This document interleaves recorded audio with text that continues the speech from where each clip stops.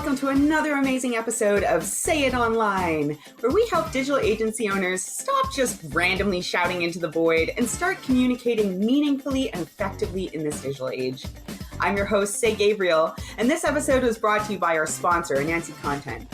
If you're sick of conversion content being a huge pain in your agency's butt, especially websites, campaigns, etc., let's talk. With the smoothest content process ever, a team of unbelievably skilled and organized content strategists, and years of subcontracting experience, Anansi is looking to make your life as a digital agency owner unbelievably easier. Just head, if you're interested, to anansicontent.com, that's ANANSI content.com, and hit Let's Talk. And now, without further ado, here's our episode. All right. I am here today with Lee Goff, someone I am super stoked to have on the show, because when it comes to agency leaders and experience, there are few people who can boast not just the knowledge, but the practical application that Lee does. So I'm super stoked. Welcome, Lee. Glad to have you on the show. Thank you so much, and I appreciate you having me on here, and I'm looking forward to helping your community and getting more involved in your community. So. And vice versa. Having you over mine as well. So yeah. Likewise, I'm really excited about this opportunity. Now, normally I would introduce you and read your bio, but I just love how you introduce yourself, the way you put it together. So why don't you just share with us a little bit about you and your story? All right. Well, the first thing, my name is Lee Goff, and I want you to know that I've actually walked a mile in your shoes, and that is no BS. Okay. I mean, starting in my upstairs bedroom, literally in my upstairs bedroom. All the way to where I had my first contract, same as you guys, right? Had a contractor. My wife was working with me, and and it kept going. Next thing you know, it just kept going, right? Because of the way I communicate. I don't talk in a lot of technical terms. The truth is, I don't really care. I can't write one line of code. It took me 10 years how to figure out what a damn layer can do in Photoshop. And as soon as I figured it out, everything went to AI. So I'm totally screwed, right? So, but, the point being is the way I communicated about business really, and technology really resonated with the small business community. And so I was blessed. And next thing you know is, jump ahead I started it in 2003.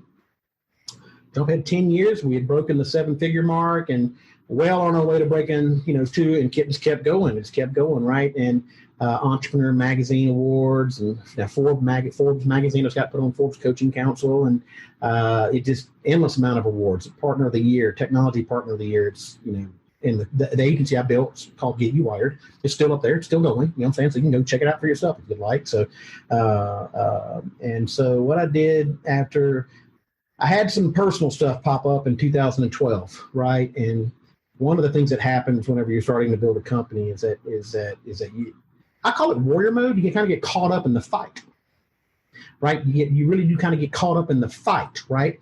And you start to, at least I did. I'm sorry, let me rephrase that. You start to lose sight of what's really important, and the good Lord above, whoever yours is, I don't care, whatever. They have a way of coming down and humbling us, people who think we're smarter than we probably really are, and whatever it is. That's exactly what happened. I have some health issues, just a lot of, my father passed away, going through a divorce, it all happened in a matter of like 90 days, like pop, pop, pop, pop, pop. And I was like, damn, okay, I hear you, bro. You can stop now, but I hear you. You know what I'm saying? Like, now's good. So I had to go back, and I went to my leaders. I said, I need help. And they all looked at me like I was an idiot. And I was like, what? And they were like, Lee, why do you think we've been here for, at that time, I don't know how many, whatever it was, how long they'd been there, right? And I was very humbled by that. And so I started removing myself from my agency in 2012 to the point that I retired from my agency in February 2014, I think, to where I ran it by the numbers. So I worked 2 hours a week for 2.5 years. I was literally retired at the age of 40, retired. And then I had a major health issue, my heart attack. I had a heart attack, and I decided just to go ahead and sell it and get out of it and build a quality of life business. And that's what I'm doing now. So I'm coaching, and my purpose statement is purpose over profit, right? So that's my life's purpose statement. And my coaching business purpose statement is to make your life easier, because I know how hard it is. And so I dove headfirst into creating a program that focuses not on the technical, not on the tactical, not on how to do Facebook ads, not on how to do Google ads and how to write the ninja copy or whatever it might be, but how to build the business side of it, right? The systems and the processes, the templates, the everything, the sales system and all that fun stuff. And it's been so rewarding. And so now I have a program with, 75 to 80 tools and templates. I don't even know how many agency owners I've now pushed through a seven figures, and it's so unbelievably rewarding. They're crying. You know what I mean? It's just so unbelievable because they've been working at it and they finally get it, and it's just so unbelievable. And that's it. So I got a little long-winded on that one, but that's it. Started an agency, sold it in 2016, very successful exit, and then dove headfirst into making you guys and girls' lives easier out there. So. Awesome. Well, thank you for sharing, Lee. And thank you for being vulnerable and real about your story. I think there's elements in there that every single freaking one of us can identify with. When you say you walked a mile and are in, your shoes, whoever you is definitely me. Because I've been there at burnout. I've been there at trying to exit myself. And, sometimes life just schools you and shows you what's really important. And so I'm very, very grateful that you have, harnessed all of this knowledge and experience and now helping other people through that messy middle, through that kind of chaos and stress that can come up with leading an agency. Now, one of the things that you just mentioned, is that most people, they don't necessarily lack the technical or creative knowledge. You chose to focus on the business leadership knowledge. So I think to some degree, we all kind of understand what that is. It's all the stuff that doesn't go into delivering the project, but making your agency successful. But can you speak a little bit more to kind of what areas of business leadership you see people struggling with again and again? Yeah, I can. I was actually blown away at, I'm not quite sure what word to use here, but I was blown away at how many sales and marketing agencies had no clue about how to build out a sales and marketing system for their agency. Too real. I was just blown away. I'm not kidding. I didn't even have a product around it. I swear to you, I didn't even have a product around it. Didn't put a course around it together or nothing. It didn't dawn on me. I just figured, hey, you're sales and marketing agencies, right? So surely you got a grasp on this.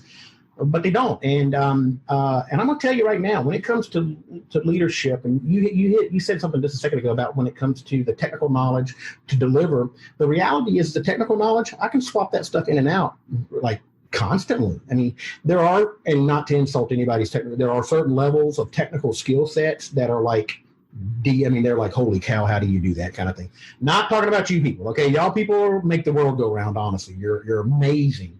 But the majority of us are not, I'm talking about we're just an average. We do design, we do whatever it is, right? And I'll tell you right now, I purposely did not choose that because I know ultimately an agency is a business. It's a professional services business. That's what it is. It's just like an attorney or a CPA or anything like that. You're shoving, they shovel paper back and forth, information. You shovel digital ones and zeros back and forth, right? But it really is almost identical. And so understanding that, I focused on the systems and processes that allowed to multiply me. Right? And if you focus on the technical, the tactical, the skill sets, then you can never really multiply yourself. So you're always tethered to those projects. You're tethered to everything.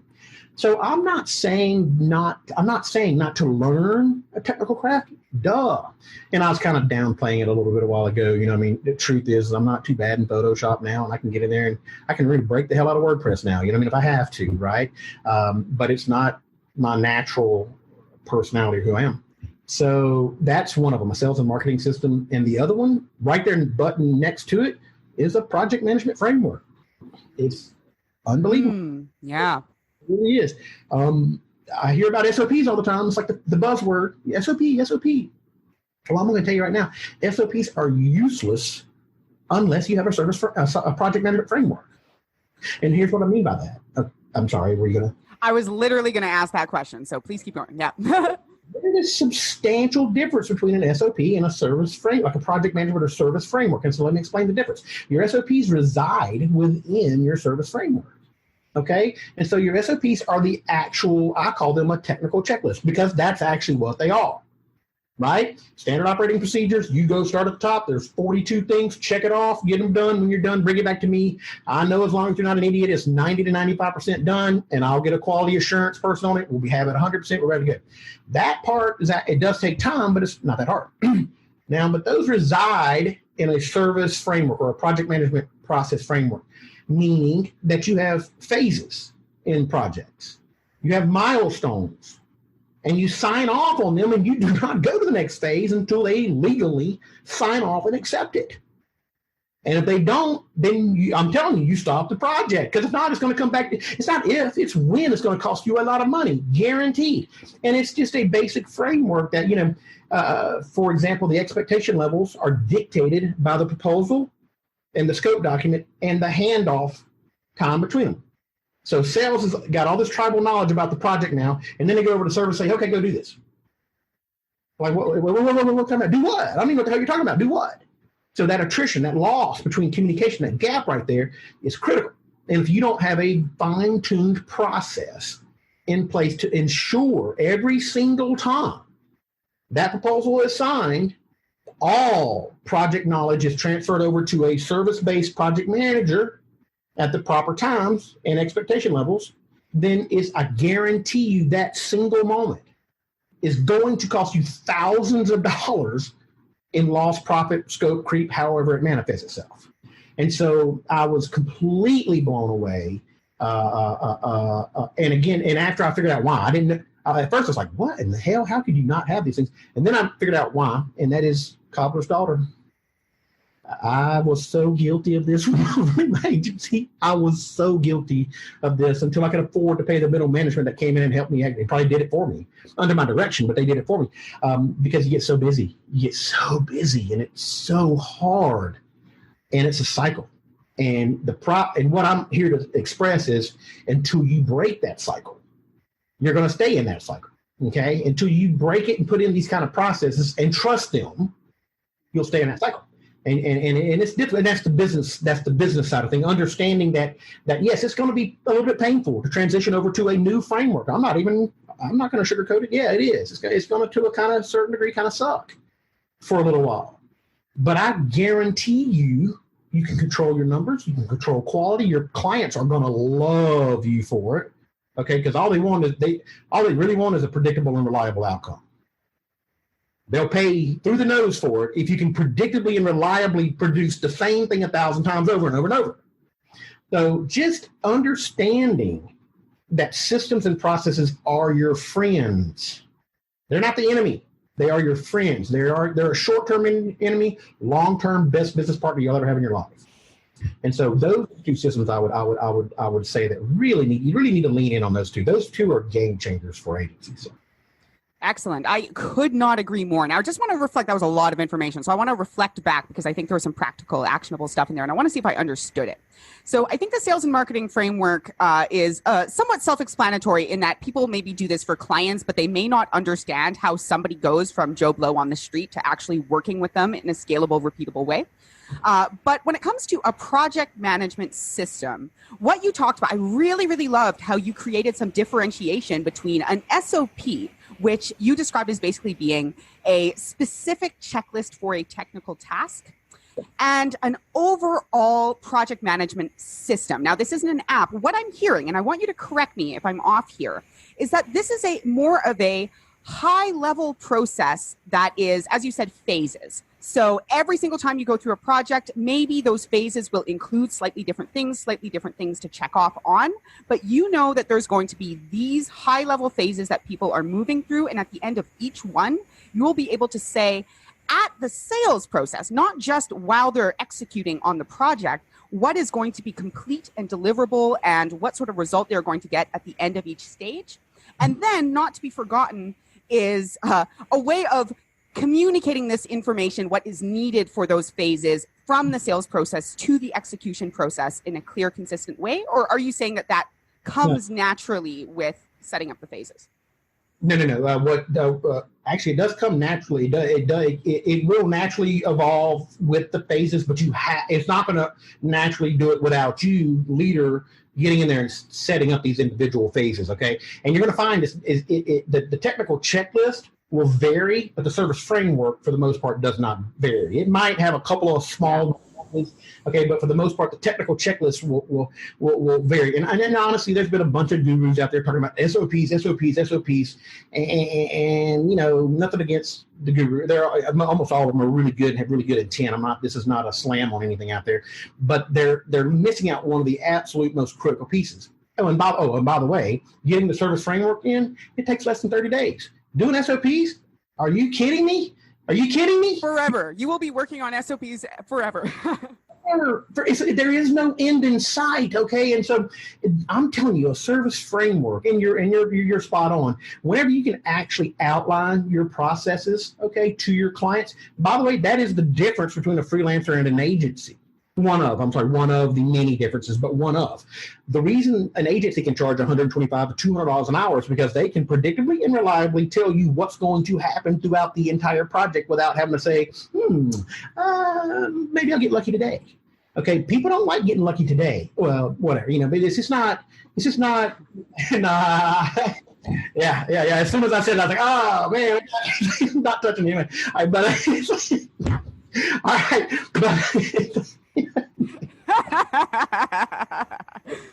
me pull back out. Let me get it back here. Get back out like gutter over here. All right. So, but the reality is, when it comes to spending money, man, they do not like guesswork. And they'll pay double or triple what they'll pay somebody else if they can predictably and reliably see the process and how they're going to get there. Okay. And so when you can map it out and you can say, you know what, we're going to start out with our discovery, our copy, our design, our development, implementation. And again, it varies a little bit from agency to agency, but for the most part, it kind of follows this process. And there's actually 6 or 7 steps, again, depending on your agency. And you walk them through it. So I want to give you one very real world scenario that everybody out there is going to be like, yep. And this actually happened to me, I don't know how many times.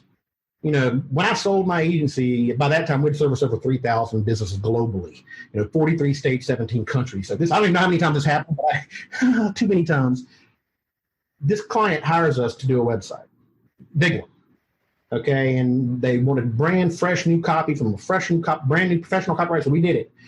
This damn thing had to be 32 pages of copy. I mean, it was a novel. If you put it in 6x9, it literally would have been 100 pages, like a little bit of book. Okay. We send it over to the guy. I bet 3 minutes, 4 minutes, maybe 5 minutes later, the replies back, approved. That's one hell of a speed reader if I ever saw one in my life. I'm talking about expecting you're going to be editing with grammar, like holy cow. And then all of a sudden, jump ahead 60 days after we got all this thing implemented, the guy now is like, oh, wait a second, I need to review the copy.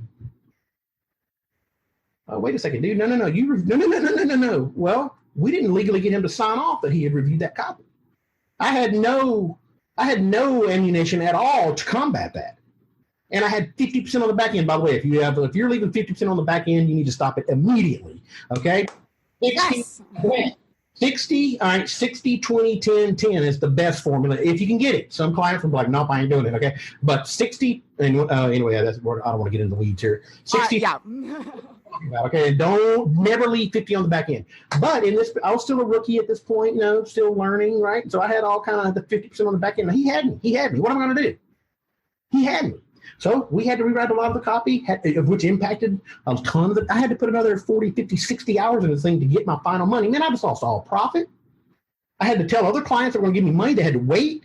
It hurt so bad. So the simple act of sending over the copy with a sign-off document that has a checkbox that says, by signing this document, you agree that any further changes to this copy will require will cost additional fees or whatever the hell it costs, right? I got it all mapped. It's on that. And all of a sudden, it's like a big deal. Okay, I'll tell you what, hey, I'll actually read the damn copy now. I'll actually do it, right? And they do. You got to put a little bit of pain in the process in the digital world.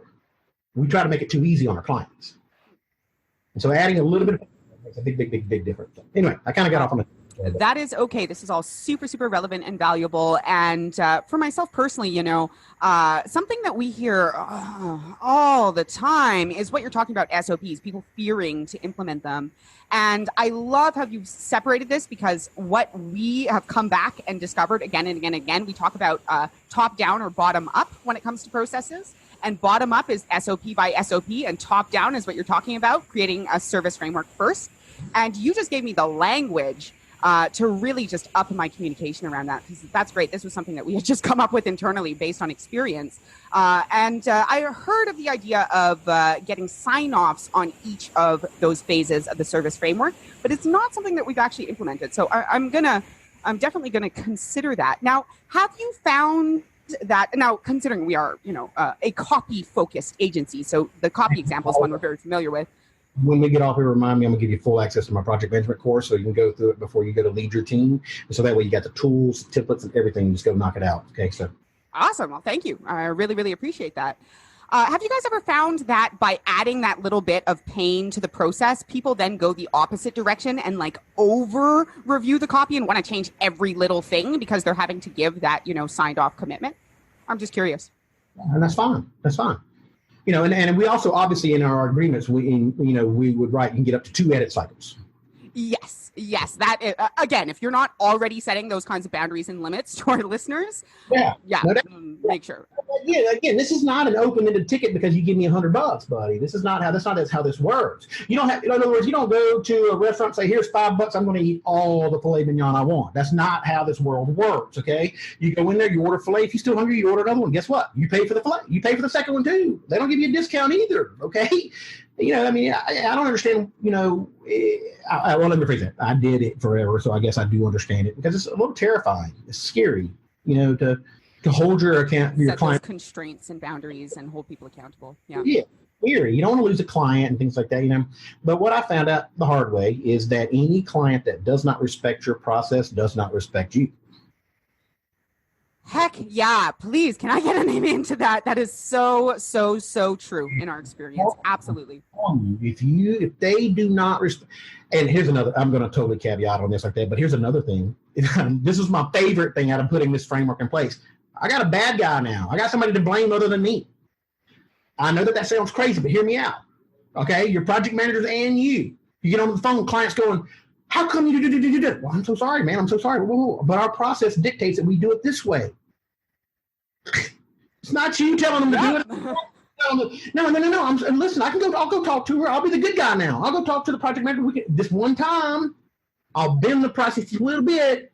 Won't happen again, though. Okay. All right. And now who's in the position of who's got the leverage? I do. The agency owner does, because the process is the bad guy. Oh my goodness. How could that project? Oh wait. Oh, never mind. I'm sorry. That's part of the process. Hold on a second. Hold on. I'm gonna take care of this for you. Hey, I'm your boy, Blue. Go take care of it. Okay. Hey, do it this one time. If this happens again, let me know. We'll fire it. Yeah, which just speaks to the power of framing, I think, right? Because you're being 100% honest, 100% candid and authentic in that moment, but you have set it up and framed it in the way that you can be the hero and the good guy and the guide, as opposed to, taking, not just being put in that position, but I know sometimes with our listeners, it's tempting to kind of take it on yourself, where it's like, oh crap, I didn't think of that, or oh crap, now I'm being put on the spot, I want your business, etc. I'm just going to bend until you realize that you bent yourself into a knot. The client's still not happy, you're not happy, and you've now cut massively into your profit margins. Yeah, well, and first and foremost is this, what you just touched on is one of the reasons I love our industry. We are givers. We take on ownership. Problem is that a lot of other entrepreneurs take advantage of that. Yep. They're takers. Exactly.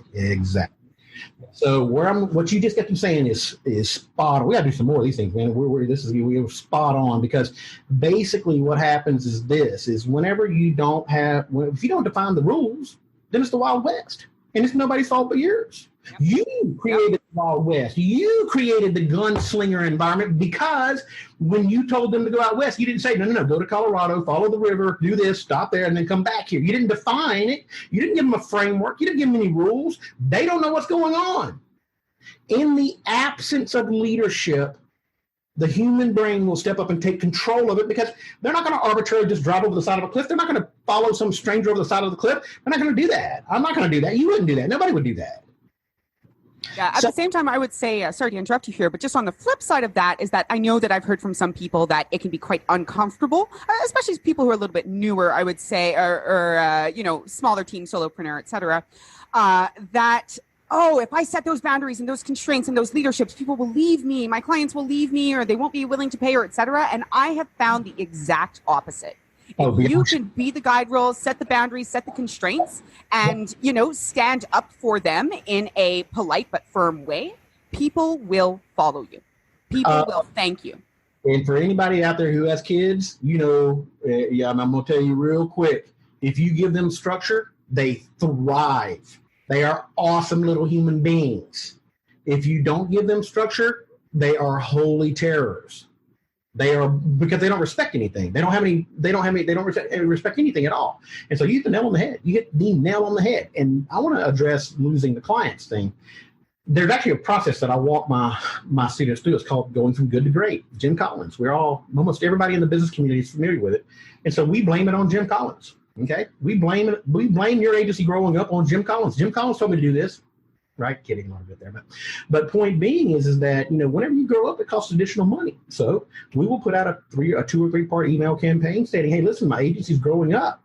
We're going to be putting in new systems and processes to make your life a little bit better. That means we're going to have a little bit of a price hike."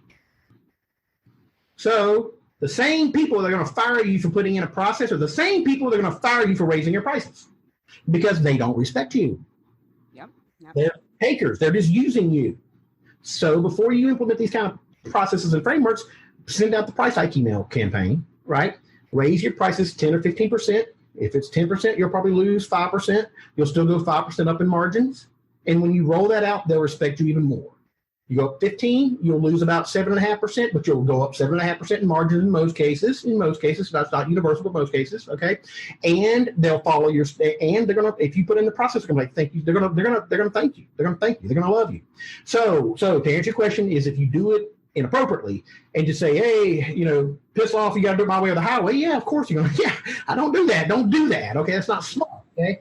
But if you frame it and you position it properly and you roll it out, it's actually a benefit and a value add because it really is.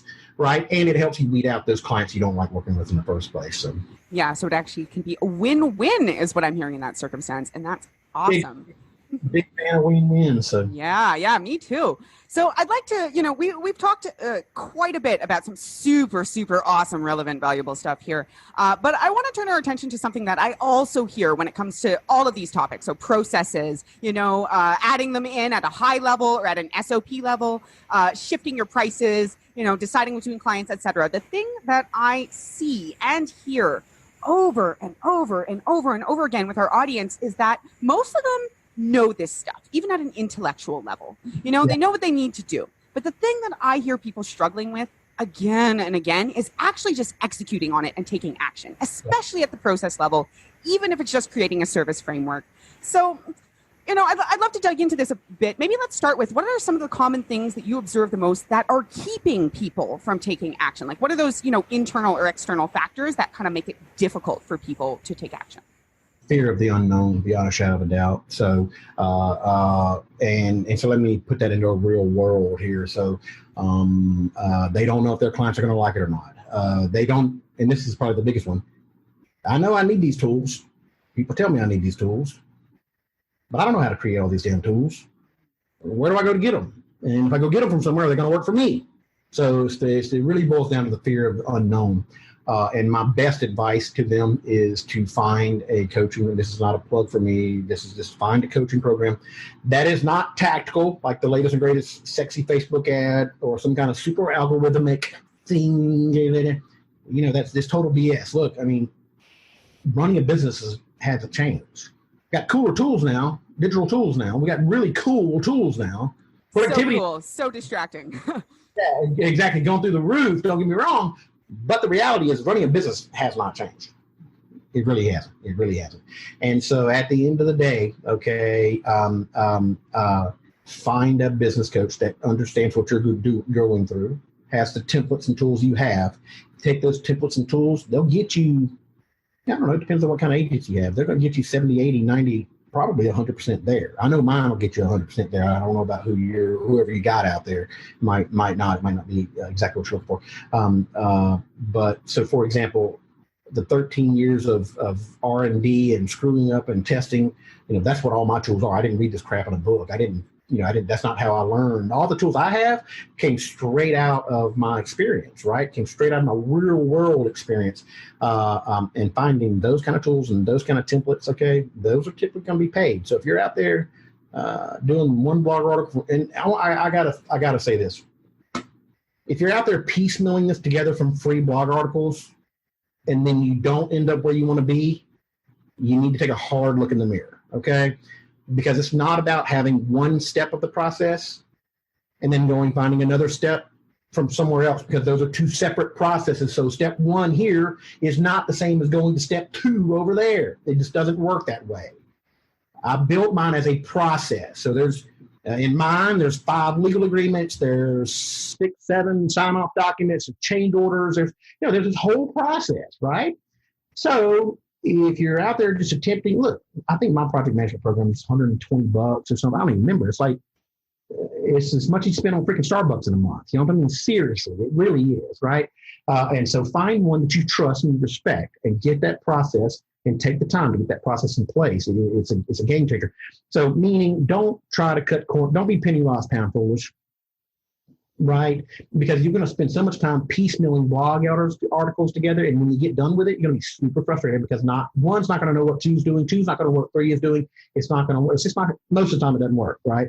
And so, there it is. Try to get rid of the fear and find somebody who has templates and tools that already existed, that's already done what you want to do, and get there from them, preferably paid, because then they put the thought into it. It's an actual process. It's not a free blog article. Okay, so I want to reflect on this. Again, lots to unpack there, and I think really, really relevant. So I'm hearing that fear of the unknown is really the biggest thing that is holding people back from taking action. They don't have, they might hear what the documents, okay, I need to put together an SLA. How do I do that? I don't know how to do that. I'm not an attorney. Some people even right now going like, what the hell is an SLA? Right? It's a service level agreement for those of you out there who are not familiar. Okay, and it's a very, very critical document. It's critical. You got to have it. Okay, I mean, when your agency, when you get past the freelancer phase, we got a little bit of a team, and other people are working for you. You have got to cover your ass. Period. Accountability both ways, becomes a big deal when it's not just you doing the work. Okay, so again, most people are not attorneys. They're afraid of writing a legal document because they don't want to get themselves in trouble. And I don't blame them. I don't blame them at all. Makes perfect sense to me. Okay, but again, that's why you need to find somebody that has the tools and templates you need. But don't, now out there, a lot of people, you need to understand, going big is not a lot of people's goals. So if you just enjoy being a freelancer and you enjoy doing really high-end work, find a couple friends and you're good to go, because you're going to be sitting in the same Slack channel or same office. And it's called tribal knowledge. It's inter-office communications. That's easy. That's super easy. But for the ones who want to grow and scale a business, okay, then you're going to have to go down this path. There's no way around it. So. All right, so I'm hearing some of the ways, because then we get into the question of, wow, there are so many freaking methodologies and programs and frameworks and et cetera out there. Now, I've already heard from you some of the ways to kind of screen those out. I'm hearing focus on business leadership rather than technical training or something that's going to change very quickly, like algorithm-based learning. I'm hearing look for a complete system where somebody has done the work and put it into a paid process that has all the different elements and it's cohesive rather than kind of nitpicking piece by piece over here and over there. And I'm hearing, you didn't directly say this, but I'm also hearing that pick, a source where the values align with yours and something you can really get behind and kind of resonate with you. But do you have any other, that still leaves quite a bit out there. So I'm just curious, where can people kind of reach out to find these kinds of things, and how do they screen them to make sure that this is actually something that's going to give them value if they don't know what they don't know? Good question. How they can find them is, well, I'll tell you what, finding an agency coach nowadays isn't too hard. They're every day. You know what I'm saying? So, but to find the good ones, this is what I'll say to that. A lot of them out there are attempting to paint that they actually built a business, like a legitimate bit, like they built an agency and sold it. I know most of these. I know most of them, and they simply have. Okay, they were like on operations, or they were director of operations or COO. Well, nothing against it, but there's a big difference between being a paid COO that gets to go home every night and being a CEO that has to write the checks, even whenever the coronavirus is. Okay, big. Heck yeah. Big difference. Okay, there is no comparison between the two. Okay, it's just not. So where I'm going with that is this: if they haven't successfully in writing, hell, the one I built still going. You can go check it out right now. It's still moving. Same people I saw still running. Same in private. Well, hopefully it's still a lot of same employees. I hope, but it's still going. So go look at the agents they built, or hopefully they're still running. In other words, verify that they're just not some hack. They're not some get rich quick guy that read a damn book and put together some quick little thing, right? Just do a little bit of due diligence there. A lot of times if they haven't written a book to explain their philosophies, they're probably not too legit. If you're a true coach and you don't have a book, then you ain't much of a true coach. It's just that simple. Just about every coach in the world documents their outlines their philosophies in a very simple guideline. I'm holding up the camera so everyone can see it, and that's my book right there. But so we take the time to hone our craft. It's an entire business. You go to my website, you see it's a legitimate business. It's not just some click on squeeze page. It's a business. It's a legitimate business. And so. Again, whenever you do just one layer of due diligence on whether or not they've actually successfully built a business, is that agency here still around? Okay, is it still running smoothly? Did they exit successfully? Do they have the right tools? Meaning, is it a professional, full-fledged website, not just a damn landing squeeze page? All these different things. I mean, you can typically look at a business and see, is this guy legit or not? So just do your homework. I mean, just do your due diligence and do your homework. Facebook groups are another way to get in there and find some good coaches and stuff too as well. So. Yeah, I've definitely seen that. Now that I, have been in the industry for so long, it's so funny because I often hang out on some of the agency Facebook groups, and then I'm recognizing all of the names that are like answering and giving value these days, which is really funny. So, yeah. Yeah. And all of this is fairly simple and straightforward, but so valuable. Like I have definitely been taken in and paid a lot of money that I didn't have at the time to a coach. We're literally in a program, like in a session, a group session with her and with a few other people. Somebody messaged me because I was answering questions and was like, God, I think I'm learning more from you right now than from her. Right. I had been in business for like a year or something. I was like, oh God, thank you. But also like, why did I spend my money here? And all of these things that you just said, if I had gone through, just taken even a couple hours to dig in before I had made that commitment, would have definitely changed things for me and kind of put me in a different direction. We get so caught up in the moment, you know what I mean? And I will tell you, it's actually hurt me building my coaching business because I'm not a fan of the sizzle. I'm the steak guy. You know what I'm saying? Like, in other words, you can go get all the sizzle. And what people do is they have a tendency to buy the sizzle. They ain't looking at the steak though. So do me a favor, check out the damn restaurant, and make sure you got a good cut of beef before you buy the sizzle. That's all I'm saying. Okay. And you had said a while ago, everything I'm saying is simple. And you're right, it is. That's how you succeed. Okay. Let me explain. You bring people in and you're trying to get 10 people to do development or whatever. If you've got some super complex process that nobody in the world, not even you, can understand, do you really think anybody else is going to be able to understand that? Okay. The point, if you go to a Fortune 500 company right now at the lower levels, the systems are like checkbox 1, 2, 3. Go to McDonald's. Are you kidding me? It's an info card. Check 1, 2, 3. Billions of burgers all over the damn place. You know what I'm talking about? So the point is, if you can get these systems in place that are simple and easy to understand, it allows you to scale a lot faster, produce better results, and get better KPIs and higher profits, period. That makes a lot of sense to me. Thought leader in the industry, I quite like Brad Martineau, who I've seen speak a few times, basically said, keep it simple, complicate later if you have to. And I really like that because as someone who it tends to overcomplicate things sometimes, even though it's weird because, like you, Lee, my gift is simplifying things for other people, but in my head, I can just... I'll get you on that because you can distill. That's a gift, I'm telling you, that's a gift. Not everybody can do that. You can take really complex things and distill it down really quick. And that's something I'm lucky enough to have. And you definitely have it, man. I see why people really gravitate towards your message. I can totally understand that. So. Oh, thank you. Thank you. Definitely when you were saying that to me, I was resonating in the same way. I was like, oh, heck yeah, I've definitely seen you do that. And I really, really respect that as an ability. But I know, I do know that for me, even just thinking about it, like, okay, I can always complicate this later if I need to. That is something that kind of almost helps me feel safer simplifying things. It's like in my own business, again, not in the process of simplifying other people's brains, because that's easier always than simplifying myself, right? It's always harder to read the wine bottle label when you're inside the bottle. I love that. Anyway, then a book. I can't remember. There's a book around that or something. You can't read the label from the inside of the bottle or something. I hear that in coaching circles all the time, but I think it was a book. Anyway, I got that from my long-term coach, actually. So definitely hear it in coaching circles. I'm not sure where it comes from either, but I find myself repeating it because it's just so resonant. But simplifying things, it's one of those things, we've talked quite a bit about making things simple. Simple is not easy in my experience. Not always easy. It can be easy, but often making things simple is actually more challenging than just kind of doing things willy-nilly and throwing a whole bunch of stuff on the board and doing it differently every time and et cetera, because you have to create those constraints and create those boundaries. Now, just kind of bringing us full circle again. So people who are struggling to create those constraints and those boundaries, I'm hearing loud and clear, and I will agree that having some support in terms of holding you accountable to that in the form of a coach or a programmer, et cetera, is super valuable.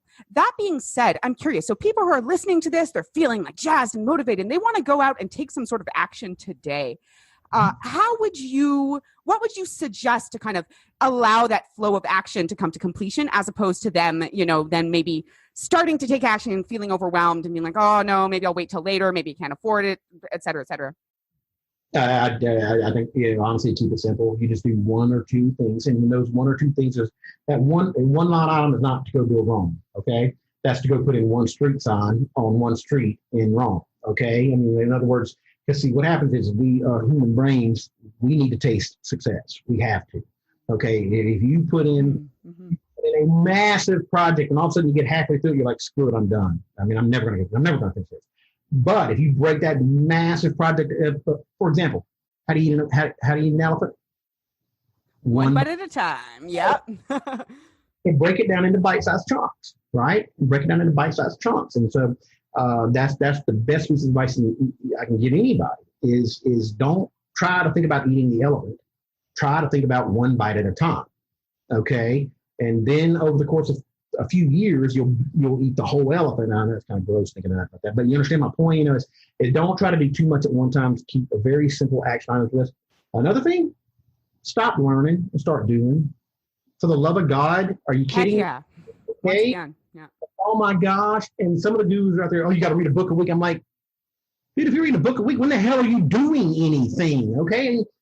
And everybody's formula is different. My formula, when I was running my agency, I do one or two, maybe 3 books a year, maybe, typically 1 or 2.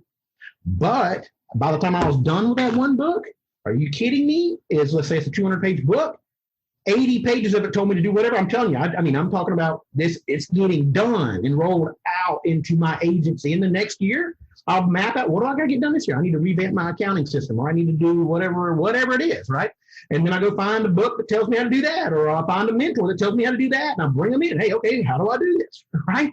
And they tell me, and then I go actually put, okay, this is what we're going to do, 1, 2, 3, 4, 5, and then I either delegate or do, or whatever it is, right? And so if you're looking for a process on how to break down the elephant into bite-sized chunks, okay, everybody's familiar with the SWOTs, okay? A lot of people don't know that there's another step to the SWOT process called SMART. I am one of those people. I did not know that. Exactly. No. Okay, SWOT, strengths, weaknesses, opportunities, threats. So I think everybody's familiar with that. There's another step in there called SMART. Okay, strategic, measurable, attainable, relative, and time bound. Okay, that's what that means. And so what you do is you break the SWOTs into individual SMARTs. You delegate the SMART to whoever's in charge of it, and put the time, relative, account, all the, like what I was saying, right? And then at that point, you give a deadline on it, and they have to deliver that SMART to accomplish. In other words, sometimes if it's a SWOT and it's a small kind of deal, hey, it'll just be one SMART. Sometimes a SWOT might have 20 SMARTs. You see what I'm saying? Okay, yeah. And so it's just, and I have a great little process around it, that I've used about 3 billion times. But it's a simple little process. Again, it's a simple little process at work. So.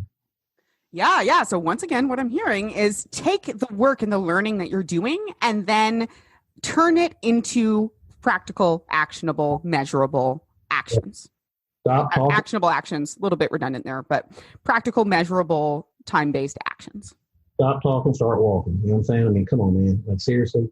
Like, again, I'm telling you, learning is a drug. Yeah, okay. Have you ever heard the term seminar hose? I don't think so. I think it's pretty self-explanatory, though, okay? I'm telling you, I've been to these seminars, and you will see, okay, and I'll see them, and for years, because I would sponsor them. I'd only go to 2 or 3 a year, okay? But every year I'd go there, there'd be a fresh new crop of about 20% of the conference. They was just like, oh, and they are just pissing. I mean, they're so fired up, so excited. They are just like, over the moon. Next year they're there, and they're like, I'm a little nervous, man. You know, they're now the money's running dry, basically, is what's happening. But they haven't done anything. They go from conference to conference, and they think they're going to actually do something. No, let me explain something to you. You go to one conference, and that's going to give you enough information to implement for the next 6 to 12 months.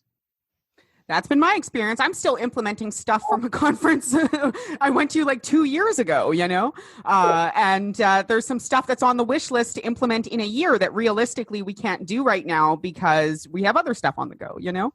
Exactly. So you know, again, as much as and again, I've said this twice now, but a lot of the gurus out there, you know, unfortunately, they have really programmed themselves to sell the sizzle, and so it sounds sexy. And the thing about it is, they know people get hooked to the drug of confidence. They know people get hooked on the drug of learning. They know that. That's why they re-release the same damn product under 42 different names. Right? Too real. And so, look, man, you know, they're leaning in to take advantage of a basic human vulnerability there, okay? And it's easier to sit in your bed and read, or it's easier to watch a webinar than it is to get up the next morning and do the mundane, repeated task over and over and over for the next 10 days to get the damn thing done. It's a whole lot more fun reading a book and drinking a glass of wine. Who the hell wouldn't want to do that every night? Or, you know what I mean? Well, maybe not every night, but yeah. It's a passive activity, right? It's an activity that where you can feel, and I definitely fall into this trap as well, but it's an activity where you can feel good because you get that dopamine hit, like you're learning stuff. You can apply this. You see the potential, you know, our brains, all that hope, all that visualizations going through, and you almost sometimes imagine that you've already done it, pat yourself on the head and move on. Pat yourself on the back rather and move on. It's so true. I'm telling you, it is so true. It is so true. But again, you know, I'm kind of going against the trend there. And I'm telling you, just take specific measured action. Okay. Get, you know, I'll tell you the initiative me and my staff are doing this year, okay? Every single year, the first year is 2017. I didn't even open the doors for business. That whole year, I spent $150,000 to $200,000 on me and two and a half full-time employees. You know, whatever, long story. And all we did was create the tools. All we did was basically took all of my 13 years and get it out, right? And that took us 11 months or a long time. Yeah. A long time, and that was the whole year's initiative. And it's a lot. Think about that. We produced 100 and wow. Remember 100 and I think it's 147 videos. I think. Don't quote me on that. Yeah, I'm not quite sure. Now, and the reason there's so many, don't freak out. Oh my God! Now, we did them in what's called the micro content format.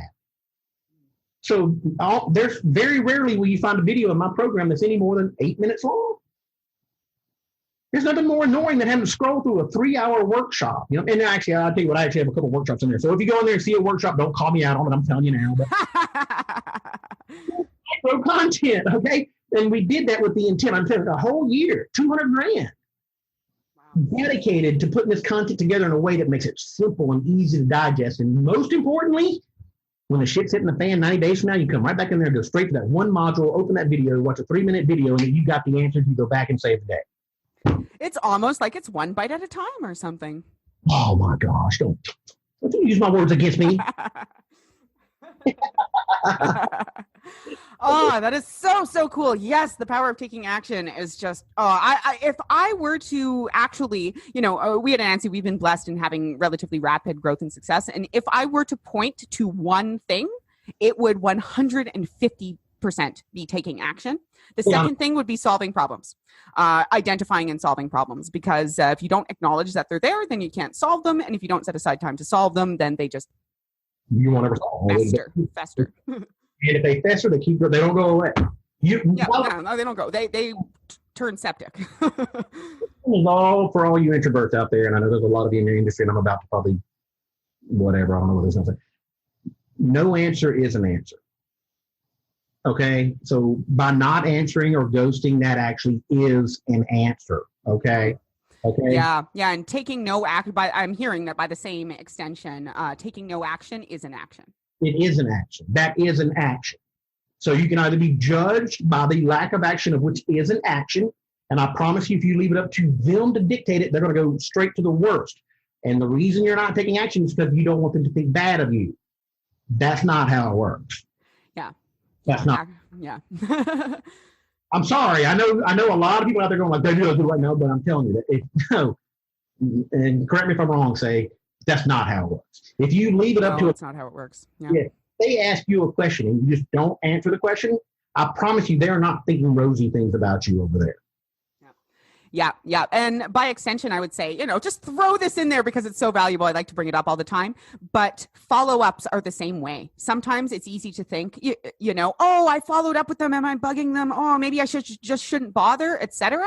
But chances are that you will miss out on that opportunity if you don't take action. A lot of time. And I can say the same for myself. I'm just busy and I didn't catch your message or I didn't have time to respond or it faded into my memory or etc. Same thing. No action is an action. If you're like, well, I reached out once and nothing happened, etc. It doesn't matter whether it's a client, a channel partner, just a cool connection, someone you want to talk to, follow up politely. I read a study one time, and I don't know if these numbers are true or not, but they resonated with me enough where I remember them. So that's whatever the hell that means to anybody out there, that's what this means. But, everybody's heard they got to follow up 7 to 9 times to get the deal. I think everybody's kind of heard that, right? And at first I was like, what? That's whatever, like that. And then I figured out why. To your point, you got to say, I'm busy. Hell, I probably had it on my to-do list 3 or 4 or 5, 6 times. It's got too real. Again, that's me. Yeah. I'm like, oh man, I was thinking of you. I wanted to take action. I was waiting for you to follow up almost because I forgot otherwise. Coronavirus hit and I haven't remembered you and I'm not going to remember you again. It's nothing against you, but I had a bigger fish to fry.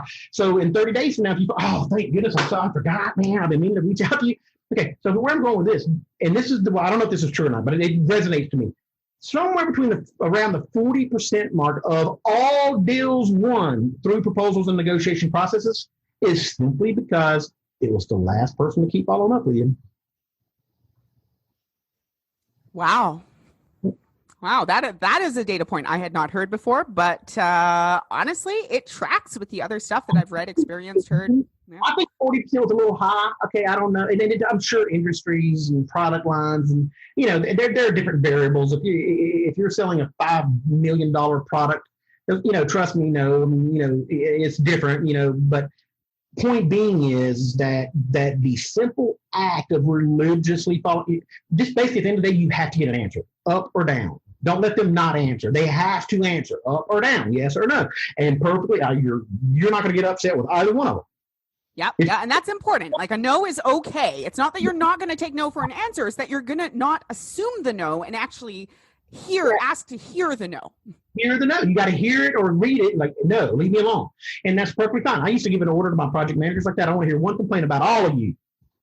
I want to get a phone call and say, dude, your project manager will not leave me the hell alone. And the minute they did that, I knew I had them over a barrel. If they ever came back to me at any point in time the next 2, 3, 4, 5, 6 months saying, dude, we didn't get anything done. I'm like, what are you talking about? You told me to tell you to leave them alone. Of course, we never did that. That's not how it works. But you see what I'm saying? I mean, bothering something because we're busy. I'm busy. I'm a single dad. My little girl's home right now doing homework. She's right there. Say, hey. She must be in there doing homework. Anyway, so there she is. She did it anyway. But okay, baby, hold up. And so let's see right there. But we're busy, man. We'll get busy, and so just keep the follow up going. I'm gonna tell you right now, if you religiously follow up with everyone 5, 6, 7 times, and you force a yes or a no, you will that one thing will increase your revenue by 20% this year, guaranteed. Guaranteed. And again, one of those things that sounds simple, but from experience, not always easy, especially if you're an introvert. But again, I've just found that power is incredible. Just from my own experience, from people I've worked with, it just, yeah. And back to having a sales and marketing system for agencies. Yes. And make sure follow-ups are part of that system if you didn't connect those two dots. Yeah.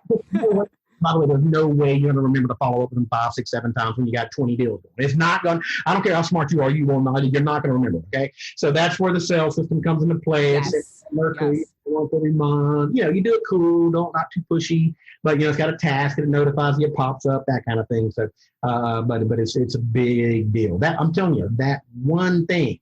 Force a yes or no, no matter what. Follow up with them 7 times, email, text, or phone.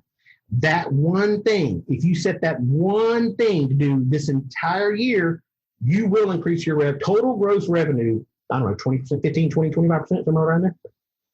Excellent. Thank you. Well, man, we could keep talking for a long time. And in fact, I'd love to have you back again to talk about your book. I know that we were originally going to talk about that today, but this has just been pure gold. But I do want to respect your time, respect my time, etc., and move into the lightning round. Are you ready for 3 rapid-paced questions? I like it. Let's do it. All right. Awesome. So first question, what gets you up in the morning every day that is not coffee? Predominantly two things. Being the best dad I can possibly be to my little girl. Okay. That's one of the biggest reasons I sold my agency, is to be able to pull back and give more time into her. Okay. And providing the absolute best sleep, helping agencies. I'm going to tell you right now, it's like, it really is, I feel like, my calling. Does that make sense? Because again, I had major health issues. Stress will kill you. I try not to sell it based upon fear, and I want people to know my story because it's coming from a genuine spot, but I try not to say, oh my God, you're going to die, because that's probably not okay. But I'm going to tell you right now, for years, I felt pains in my heart. It's like ass gas or whatever like that. If you're feeling pains in your heart, and I know a bunch of you out there are going like, dude, I feel pains in my heart. You physically feel it too, by the way. It's not an accident. The minute you lower your stress, those pains will start to go away. Okay, stress behind nicotine is the biggest killer. Matter of fact, I think those toggles, sometimes it goes back, I don't know which ones were, but those are the 2 biggest killers out there. Heart disease is, but the 2 biggest contributors to heart disease are nicotine and stress. So anyway, I don't smoke or nothing like that, and then I had heart disease because of the stress on my heart. Okay, and so this comes from such a place, a deep passion to just give the right tools, the right guidance. I literally just waived my one-on-one coaching fees for the majority of my one-on-one coaching students, and told them, until we get done with the coronavirus thing, I'm going to give you unlimited time. Wow, that's very, very generous and powerful, and I'm sure very much appreciated and needed right now. Find another coach that'll do that. Yeah, that is 100%. Giving back and practicing what you preach, and et cetera. Now, this is actually a great segue, and also I had been considering actually, positioning this whole interview around stress, because that's something I care about a lot. But anyway, next question. We'll just keep it rapid fire for now. What is the number one thing that you do to preserve your wellness today? Or in general, in this time, not literally today. Yeah, I think let me ask this one qualifying question, like wellness, like during like an epidemic, what we're dealing with here, or wellness just in your general rule of thumb. This is a question I ask every interview, and I generally mean rule of thumb, kind of what, it's just really nice to showcase different people's wellness habits. That being said, if you would be willing to share, how that potentially has changed with the current intense situation in the world, I'd love to hear it and share it. Okay, well, the one thing that I tell all, basically when it starts to hit the fan, okay, whenever it's starting to get really sideways, like it's like kind of like right now, right? There's one thing that I tell all of my students. I tell my family. I tell this to my daughter. Okay, I'm coaching my, a lot of stuff I coach my students on, I'm coaching my daughter on. You know what I'm saying? Because these are life lessons. Okay. Yes. So this is what I tell all of them. Whether it's payroll, whether it's a pissed off client, whether it's a coronavirus, no matter how bad we think it is in our head at the time, it's never, ever even half as bad as it is in our head at that time. Meaning there's a trigger in our head to where we automatically assume the negative. Okay, it's festering, kind of what we're talking about. It's a human mechanism, and it comes from survival. Back in the day, out in the Wild West, cowboys out there, and or all of a sudden you hear a twig break over there. You ain't thinking it's your mama bringing some soup. Okay, it's not. It's a whatever. It's a lion, tiger, bear or something. You got to think I'm about to die. Okay, so it comes from a natural place. It's just it doesn't have much of a place in our society today. It still doesn't mean we don't have that mechanism, though, right? Yeah.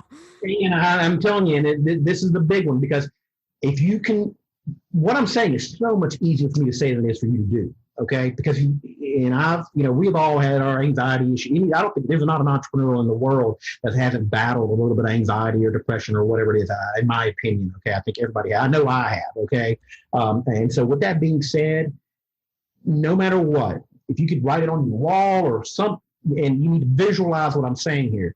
No matter how bad it is, no matter how bad you think it is, it's almost like half as bad. And I don't know if it depends on what it is. So I don't like saying half because somebody's going to hold me literal to that. It's not literal, okay? But it's never as bad as what it is. And it always will fix itself with time. Always, always, always. So the second part of that is, after that first one, is stay calm, relax. We talked about this earlier. Freaking out is not going to help anyone. All it's going to do is hurt, actually. That is going to make the situation worse. And again, I understand what I'm saying is a whole lot easier for me to sit up here and say than it is for you to do, okay? And I'll tell you what, if you cannot get control of this, I would almost advise you to kind of look very hard at owning your own business. Okay. If you're a freelancer or a successful freelancer, and I got 4 stages, I got what's called the agency success journey, and I got 4 stages in it. So anyway, so the point being is that it doesn't get easier. More money, more employees, more problems, more money, bigger employees, bigger problems. I promise you, it does not get easier. So if you cannot figure out a way to kind of handle that, there's nothing wrong with just going out and getting a job. Okay. I mean, I know, and this is one of the things about a lot of the gurus out there that I'm not a fan of. They're bringing people who are not predisposed to being a business owner into the world of being a business owner. And I'm worried about that right now. We were talking about this, like the third gold rush is coming up in our industry, right? We were talking about. Yeah. Well, the reason there's a third gold rush coming, there's 2.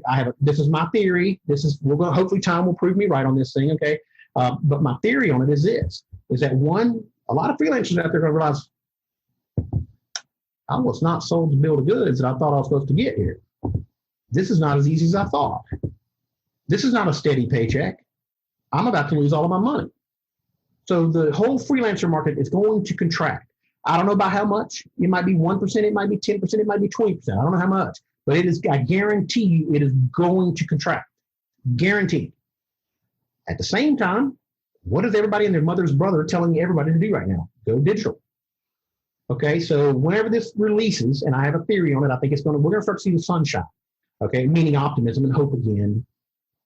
I'm going to say 3, 4, 5 weeks, depending on what happens, literally in the next 5 or 6 days. Okay. Yeah. And just for our listeners, I just want to give a bit of context. This episode was recorded on March 24th. So we're at the end of March. Everything's crazy with COVID-19. Things are changing every day. It might be a little while before it's released. So just wanted to clarify.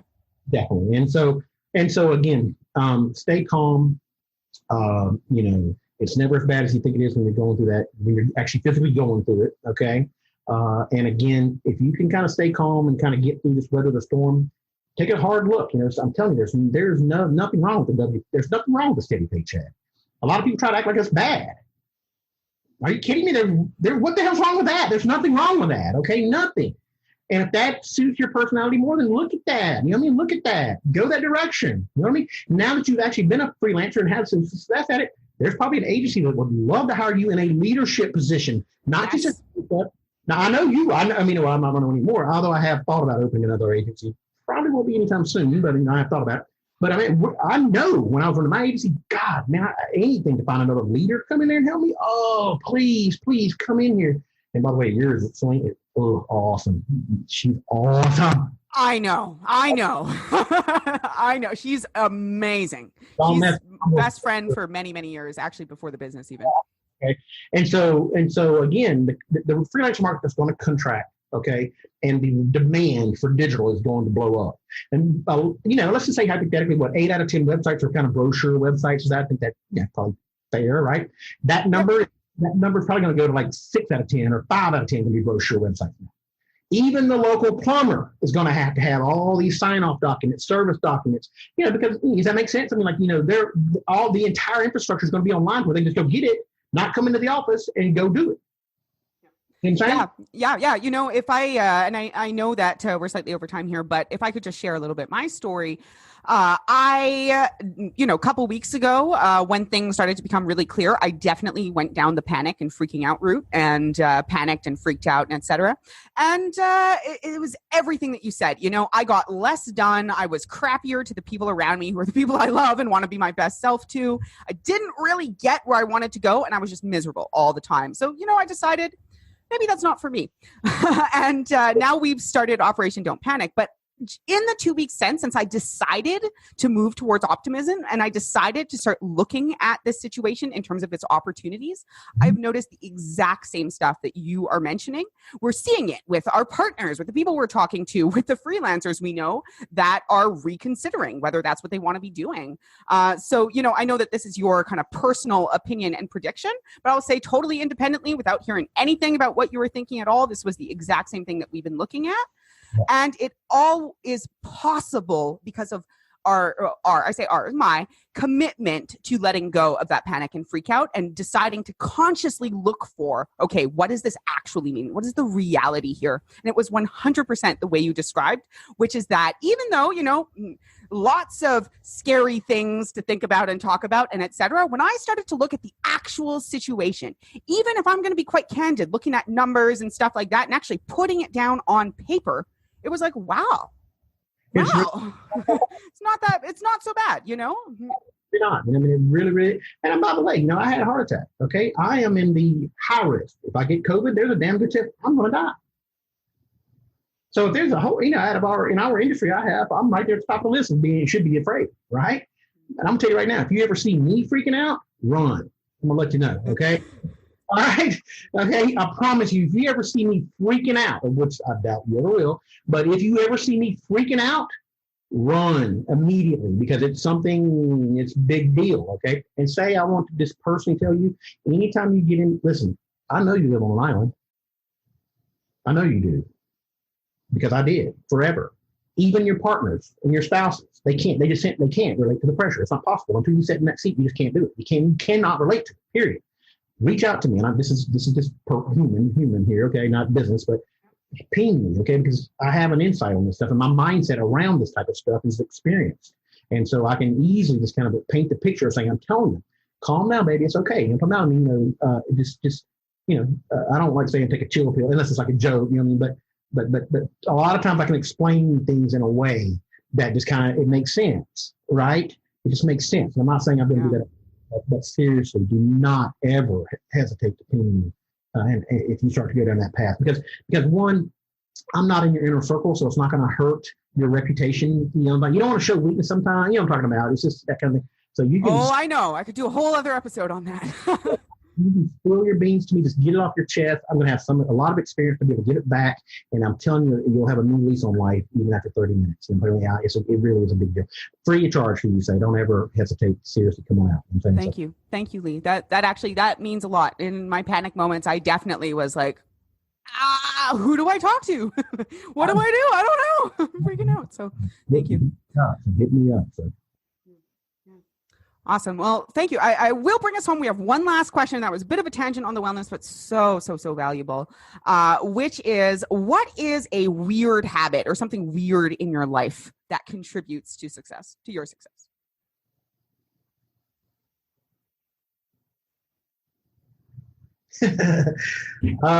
Everyone pauses on this one.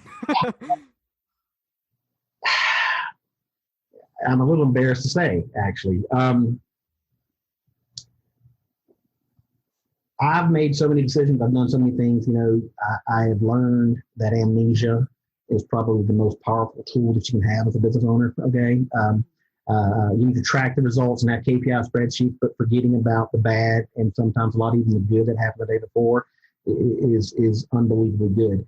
Now, I didn't get this way. This is something matter of fact, my staff at Get You Wired would probably say, no, you're not like that, because when they were, I evolved into this phase here, but the ability to just forget about it. You know what I'm saying? Like, move on, to kind of put it in the right box, right? It kind of goes back to understanding that it's never as bad as you think it is when you're going through it. And I'm gonna tell you right now, like I said, my old staff would be like, he's not like that, he freaks out.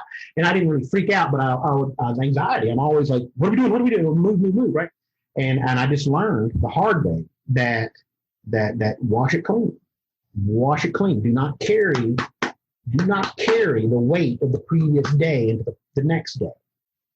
And do not do it. And so I have this ability to be able to kind of wash it clean, like pretty quickly, right? And move on to the next task, because dwelling on it, freaking out about it, all of that fun stuff, it just does nothing but waste time and energy. And that time and energy, fresh minds equal fresh ideas. Okay. So that time and energy you're going to have all of that. So, having a little bit of amnesia, the ability to kind of shut that stuff off, is very, very, very valuable. It's something I've worked at very, very hard, and I would say I probably finally achieved it,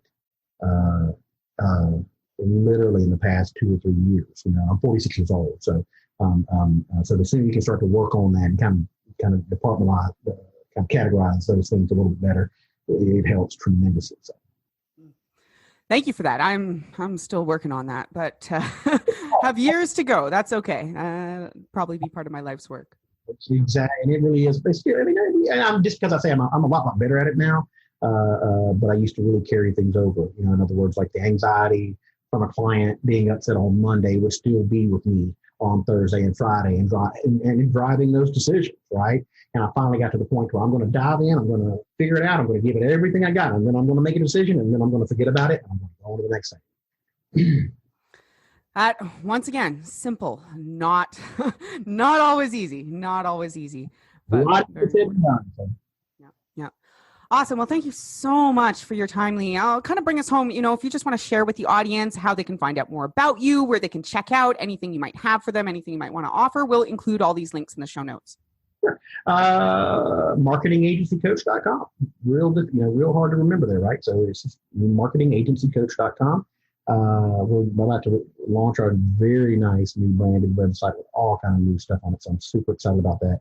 Now we have a Facebook group that I would advise everyone to try to go get into. It's, if you go to Facebook and just search in groups, Marketing Agency Success GPS, okay, is the name of the group. 2,300 members or so. If anybody spams, we kick them out. So it's all educational, all high value. We do not allow any promotion spam in there at all.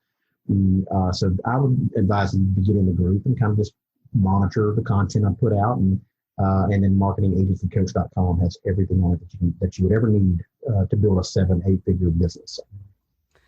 Excellent.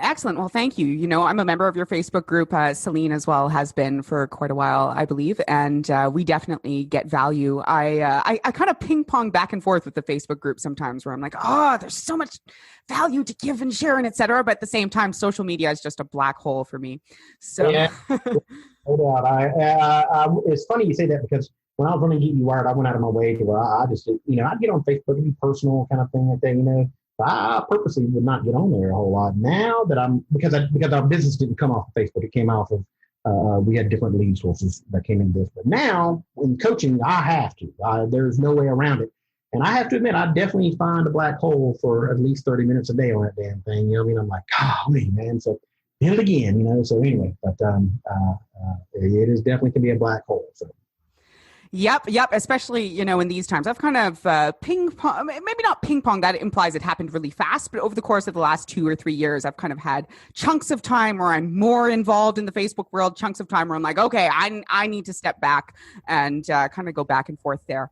But there, again, just so much value for sharing information and making connections with other like-minded people. As you said, Lee, being an agency owner can be a desperately lonely place sometimes. Oh my gosh.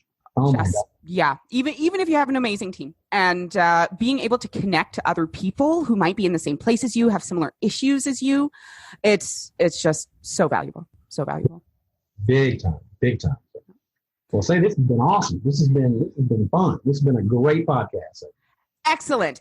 This has just been amazing. I mean, you're such a treat to have on as a guest, because I can just point you in a direction and you'll just go and just spill so much value. I'm just trying to keep up with it. I identified 3 other directions we could go in that would have been equally full of value, just in different ways. So, if you're open to it, I know I'm going to be guesting on your podcast soon. That should be fun. So we'll have another conversation to come, but I definitely, I'd like to keep these communication channels open.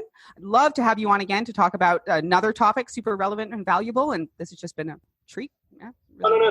Beginning of a long-term relationship here, you know what I mean? So we're going to be working together for 10, 20 years, hopefully, so just doing nothing but providing good value to each other's base and all that. So I love Celine. I love, hey, Facebook's a great example. I'll reach out to her, boom, here we are, So it definitely works. Don't get me wrong, just don't avoid the black holes, but I'm very excited about the opportunity in the long-term relationship over here. So you're definitely going to be on a podcast at least once or twice a year to my base. That's for sure. So. Oh, excellent. I love sharing. So I love these conversations. It's just, win-win, right? That's what we were talking about. Win-win. So awesome. Well, thanks, Lee. I hope you have an excellent rest of your day, your week amidst these, interesting times. And as always, to our listeners, I hope that you not only have a great day, but you create a great day for yourself.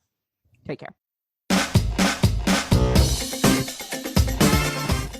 And that does it for another amazing episode of the Say It Online podcast. Join us next week.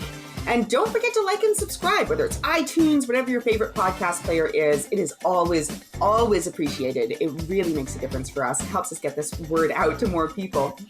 As always, this episode was brought to you by our sponsor and Say's own business, Anansi Content. If you're a digital agency owner and you're still wasting too much time chasing down content that maybe isn't even all that great, let's talk. We've spent years working on the best process for selling, planning, and delivering amazing conversion content for your client projects. Better yet, we moosh our process to yours so that your client and you have a seamless and amazing experience the entire time through. If you're interested, just go to our website. That's www.anansicontent.com. That's ANANSI content.com. And just click Let's Talk. I'd love to chat with you. Someone else on the team would also love to chat with you too. Hope you have an amazing rest of your day.